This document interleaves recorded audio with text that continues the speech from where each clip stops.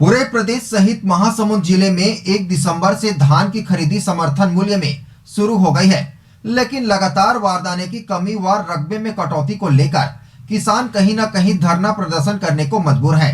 महासमुंद जिले में बिगड़ती धान खरीदी की व्यवस्था को लेकर अब सियासी भी गर्म हो गई है। धान खरीदी को लेकर भाजपा कांग्रेस आमने सामने आ गए हैं। पूरे प्रदेश सहित महासमुंद जिले में 1 दिसंबर से धान की खरीदी समर्थन मूल्य में शुरू हो गई है, लेकिन लगातार बारदाने की कमी और रकबे में कटौती को लेकर किसान कहीं न कहीं धरना प्रदर्शन करने को मजबूर है। महासमुंद जिले में बिगड़ती धान खरीदी की व्यवस्था को लेकर अब सियासत भी गर्मा गई है। धान खरीदी को लेकर भाजपा कांग्रेस आमने सामने आ गए हैं। भाजपा नेता एवं महासमुंद के पूर्व विधायक विमल चोपड़ा ने कांग्रेस सरकार पर गंभीर आरोप लगाए हैं। उनका कहना है कि किसानों की धान खरीदने सरकार का इरादा नहीं है। खरीदी केंद्रों में अव्यवस्था, रकबे में कटौती, पंजीयन, टोकन और वारदाने के नाम पर किसानों को परेशान किया जा रहा है। किसान मजबूर, हताश और परेशान होकर भटक रहे हैं, लेकिन सरकार के प्रतिनिधि कुंभकर्णी नींद में सोए हैं।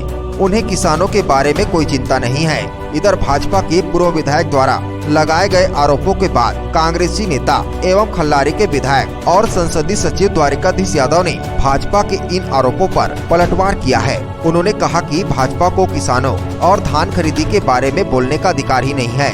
उन्हें याद रहना चाहिए कि 15 साल के रमन सरकार ने किसानों के 2 साल की बोनस राशि की बेईमानी की है। दूसरी बात, आज ये भाजपा 20 क्विंटल धान खरीदी की बात करते हैं, जबकि इनके सरकार में 10 क्विंटल धान लिया जाता था।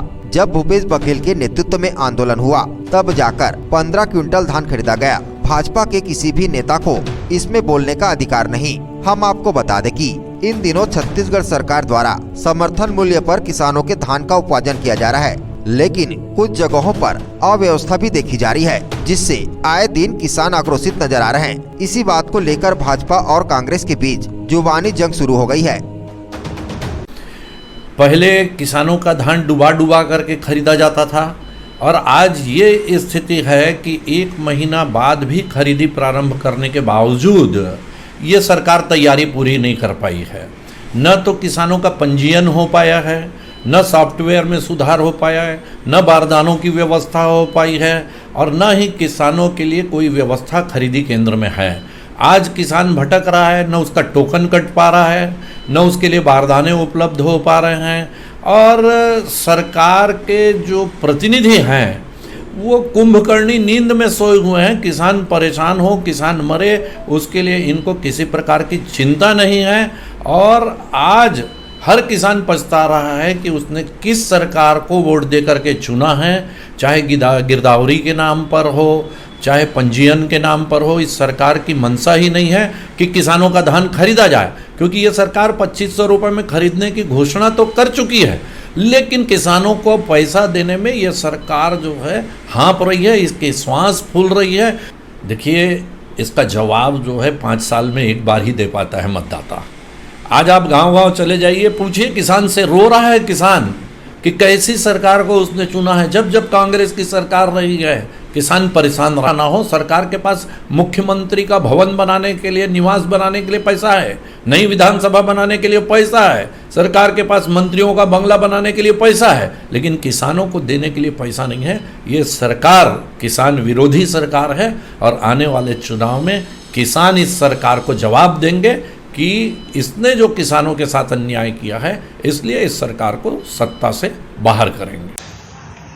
पहली बात यह है कि भारतीय जनता पार्टी को किसानों के मामले में, धान खरीदी के मामले में बोलने का कोई अधिकार ही नहीं है।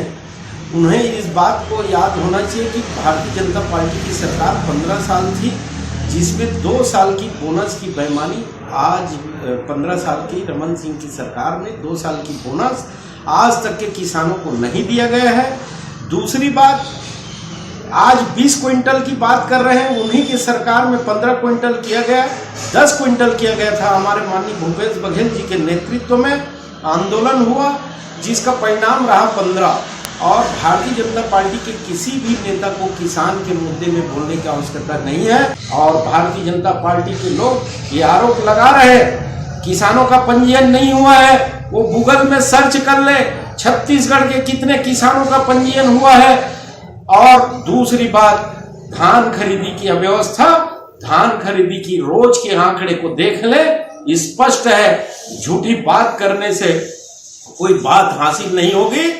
एक तरफ भारतीय जनता पार्टी की केंद्र की सरकार अपने सांसदों की वेतन काट दिया, नरेंद्र मोदी जी 2 साल की सांसद निधि को बंद कर दिए हैं कोरोना संकट के नाम से।